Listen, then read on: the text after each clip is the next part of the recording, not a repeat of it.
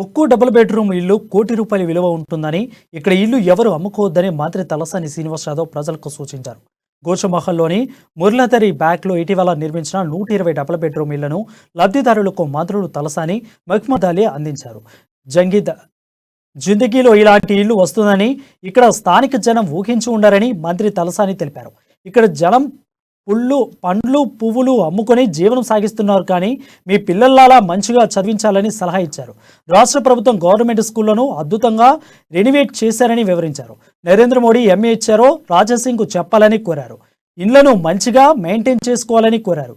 గతంలో తెలంగాణ రాష్ట్రంలో 1,00,000 మందికి డబుల్ బెడ్రూమ్లు కట్టి ఇస్తామని హామీ ఇచ్చారని తెలిపారు.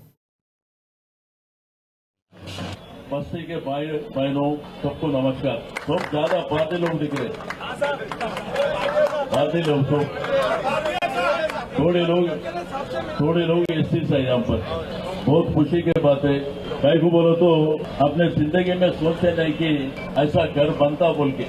आप लोग की मेहनत आप मुझे मालूम है। हैदराबाद शहर में बहुत सारे जगह में, थोड़े जगह में फल बेचते, थोड़े जगह में फूल बेचते। जो भाई पर हमारे बचपन से ही भारतीय लोग का बिजनेस है, मगर वहाँ पर कुछ अपने फेस्टिवल्स आते।